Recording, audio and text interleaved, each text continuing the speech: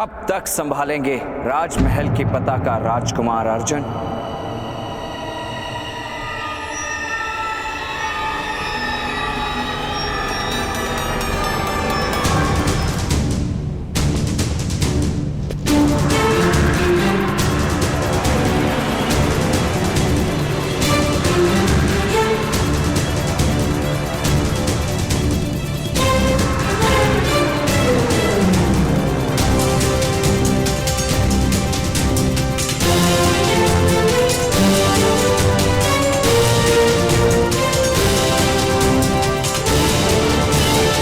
जिस क्षण मैं विश्व का सर्वश्रेष्ठ बाणावली बनकर लौटूंगा, मेरा प्रथम लक्ष्य हस्तिनापुर की राज पताका होगी।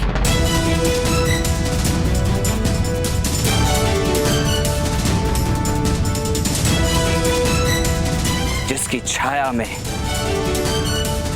इतने अन्याय होते हैं नीच जातियों के साथ। ये पताका जिस दिन गिरेगी उस दिन परिवर्तन का आरंभ होगा। परिवर्तन का विरोध नहीं कर रहा हूं कर्ण महोदय, किंतु वो परिवर्तन हस्तिनापुर का अपमान नहीं बन सकता। जब जब राज्य का न्याय किसी की हत्या का रूप लेगा, तब तब परिवर्तन अवश्य अपमान का रूप लेकर आएगा। हमें आपके दुख से सहानुभूति है, किंतु आपके अनुज की हत्या नहीं हुई है कर्ण महोदय। अपराधी को दंड भोगना पड़ता है, यही प्रथा है, और धर्म की भी यही व्याख्या है। आपका धर्म केवल शोषण का आधार है राजकुमार युधिष्ठिर। बलवानों के लाभ में धर्म परिवर्तित हो जाता है। काशी राजकन्या अंबा की कथा तो सुनी ही होगी। जाकर पूछो अपने पितामह से कि नारी का अपहरण किस धर्म का सिद्धांत है। उस नारी को आत्महत्या करनी पड़ी, ये किस धर्म की व्याख्या है? एक लुटेरे की भांति ऐसी कन्या को उठाकर लाए थे आपके पितामह, जिस पर उनका कोई अधिकार नहीं।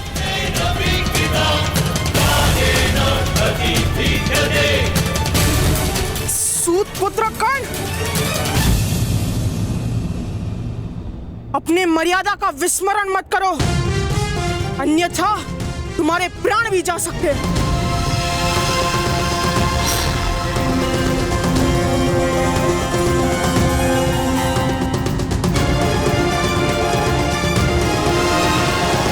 संकल्प को मर्यादा का बंधन नहीं होता वृकोदर। भीम,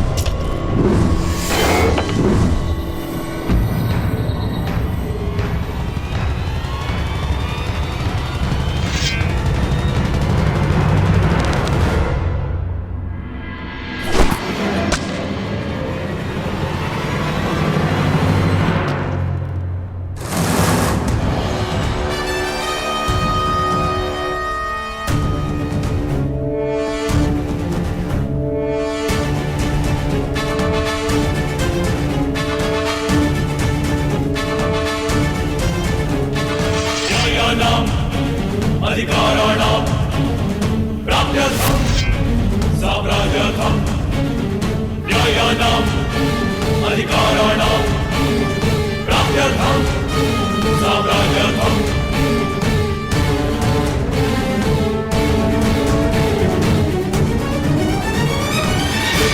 न्यायस्य अन्याये पुण्यस्य तथा च पापे योगस्य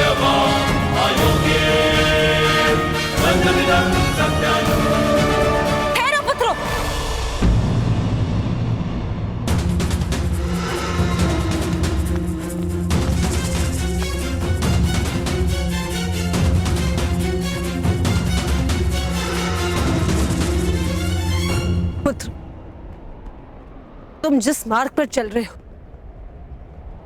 उसका अंत अवश्य दुखदाई है, किंतु मेरे पुत्र तुम्हें रोकेंगे नहीं। स्मरण है मैंने तुम्हें आशीर्वाद दिया था कि जब तक तुम धर्म के पक्ष में रहोगे विजय तुम्हारी होगी। जाओ पुत्र, अपना धर्म ढूंढो। समाज में परिवर्तन लाना ही मेरा धर्म है महारानी कुंती। और अब परिवर्तन को कोई नहीं रोक सकता।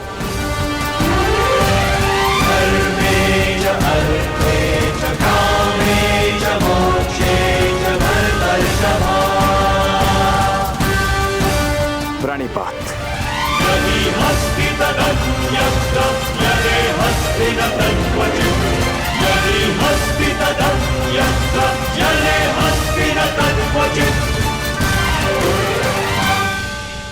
जिस क्षण कर्ण के बाण तुम्हारी ओर से चलने लगेंगे पुत्र, उसी क्षण तुम अपराजित हो जाओगे दुर्योधन। किंतु मामाश्री, अपने भाई की मृत्यु के पश्चात कर्ण किसी क्षत्रिय के आदेश का पालन नहीं करेगा।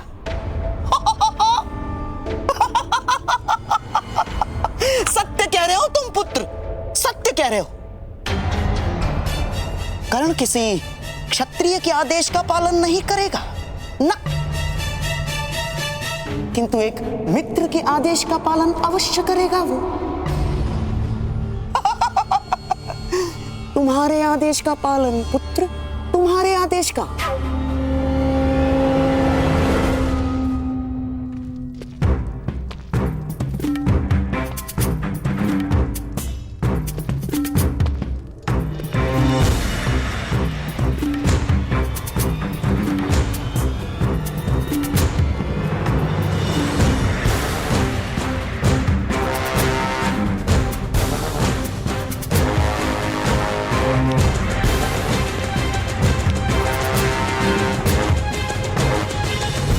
आपके साथ हुए अन्याय का प्रतिशोध लेने में आपकी सहायता करने की इच्छा है मेरी। राजपुत्र हूं, इसी कारण से बंधन है।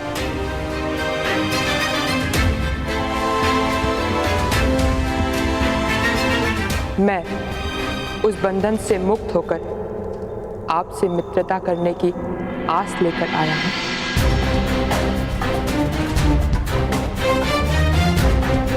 मित्रता वो करते हैं जिन्हें एक दूसरे के हृदय का परिचय।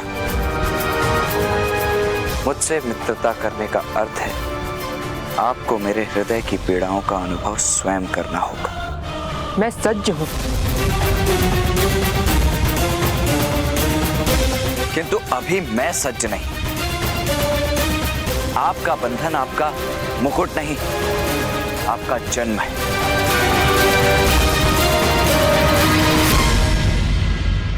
आप सूतों के स्तर पर आ नहीं सकते और मैं आपके स्तर का हूं ये सिद्ध करने के लिए मुझे समय की आवश्यकता है, किंतु वो सिद्ध अवश्य हो जाएगा। उस दिन ये आप निश्चित कीजिएगा कि आपको मुझसे मित्रता करने की इच्छा है या शत्रुता।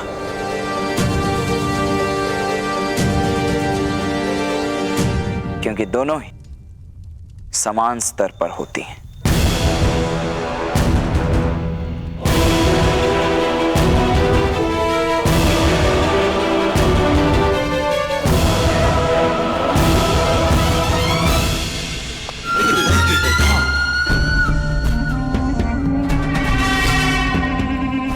चिंता मत करो, शीघ्र ही इसका धनुष तुम्हारे लिए तनकार करेगा पुत्र। केवल धनुष नहीं मामाश्री, उसकी मित्रता की भी आवश्यकता है। हम दोनों ही अपने अधिकार के लिए संघर्ष कर रहे हैं मामाश्री।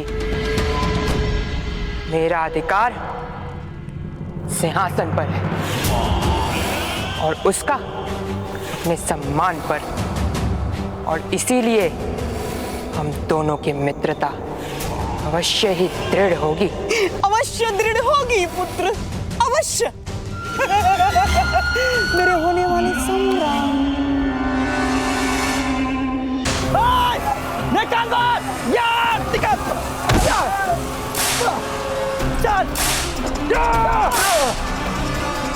ये किस प्रकार का अन्याय है चारुदत्त महोदय? यदि आप रथ का आधा मूल्य चुकाएंगे तो मेरा परिवार जीवित कैसे रह पाएगा?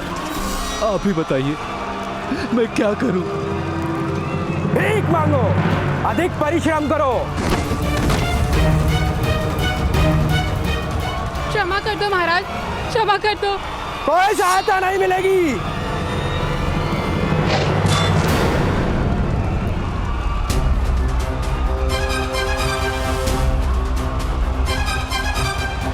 कौन हो तुम उद्दंड? अधीरथ पुत्र कर्ण, अभी से उद्दंडता का अभ्यास कर लो, क्योंकि जहां जहां अन्याय होगा वहां वहां कर्ण ही उपाय होगा।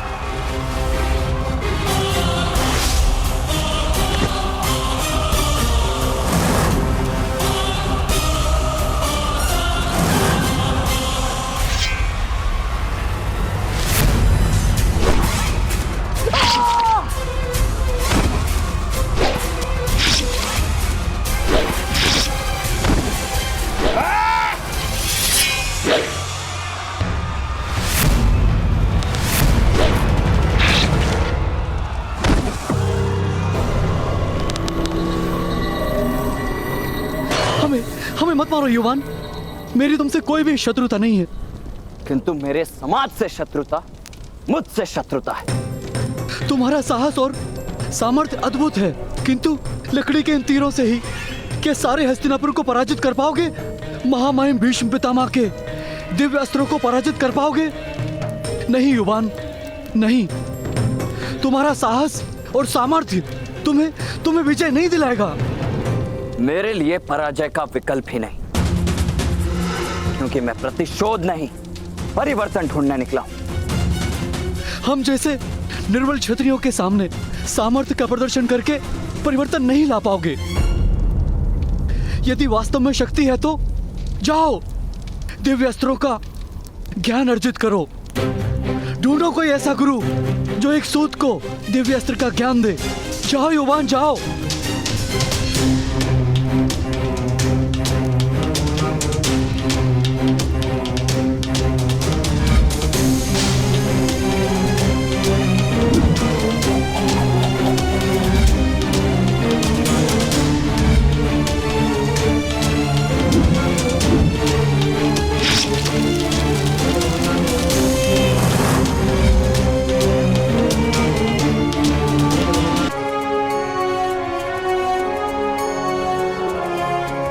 राजकुमारों, शस्त्र, शास्त्र, न्याय दर्शन, ये सभी विद्याएं देने के लिए मैं सज्ज हूं, और आप सभी अपनी अपनी क्षमता के अनुसार विद्या प्राप्त करेंगे। और मुझे विश्वास है अपने 106 शिष्यों पर।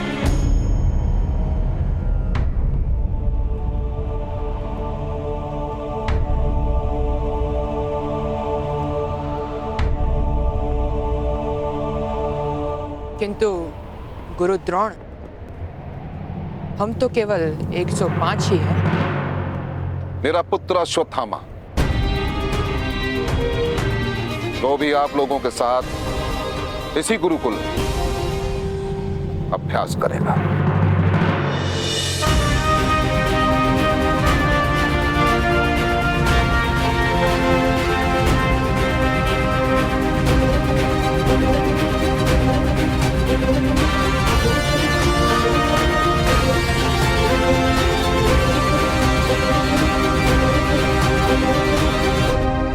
गुरु राजकुमारों के उपरांत यही एक ऐसा व्यक्ति होगा संपूर्ण संसार जो मेरे माध्यम से मेरे गुरु भगवान परशुराम की विद्याओं का वहन करेगा।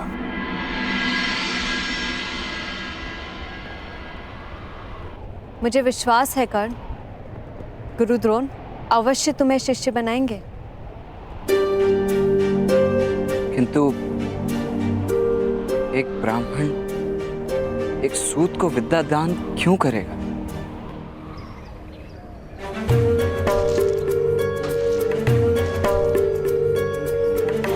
प्रत्येक गुरु को लालसा होती है कर्ण कि उसका शिष्य विश्व में श्रेष्ठ सिद्ध हो, और धनुर्विद्या में तुमसे श्रेष्ठ होने की क्षमता किसी में भी नहीं।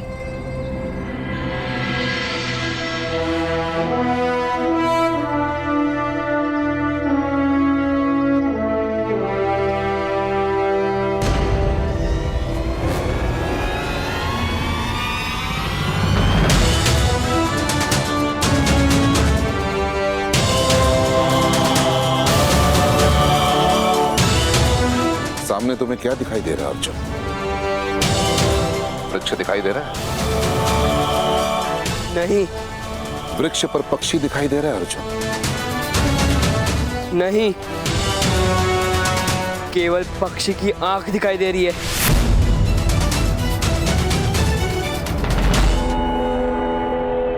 तो प्रतीक्षा किसकी है? लक्ष्य भेदो अर्जुन।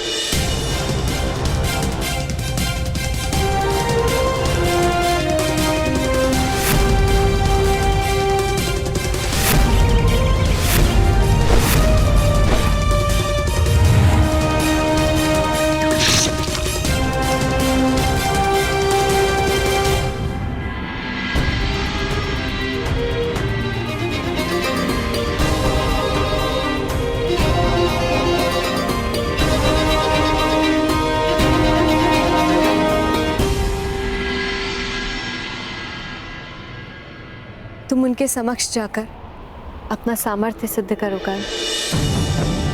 मुझे विश्वास है वो शिष्य के रूप में तुम्हें स्वीकार करेंगे।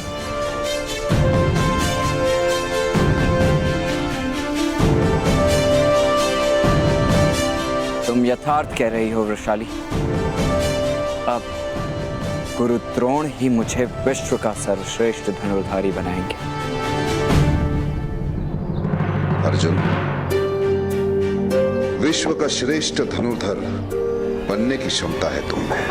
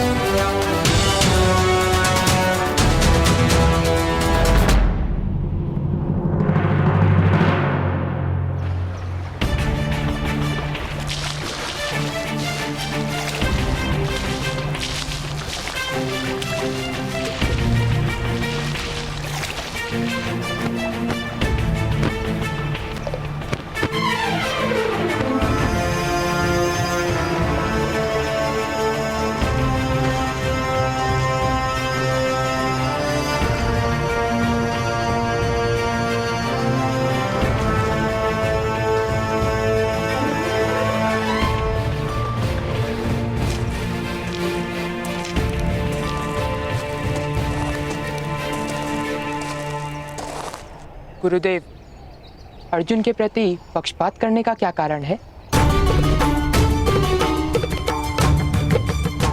मैंने कभी भी किसी भी शिष्य के साथ पक्षपात नहीं किया दुर्योधन। सदैव सच्चे शिष्य का साथ दिया।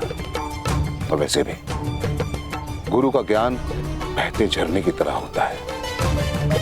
ये तो शिष्य पर निर्भर होता है कि वो अपने गुरु से कितना ज्ञान प्राप्त करे। ये उसकी क्षमता है।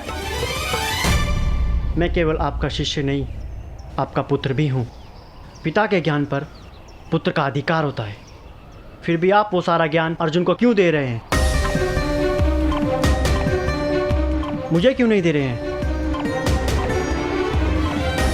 मैंने तुम्हें कितनी बार समझा है कि जिस प्रकार वृक्ष की जड़ें धरती में से जल ढूंढ ही लेती हैं, उसी प्रकार एक सच्चा शिष्य अपने गुरु से ज्ञान प्राप्त कर ही लेता है। फिर मेरा पक्षपात नहीं है, ये तो अर्जुन का गुण है।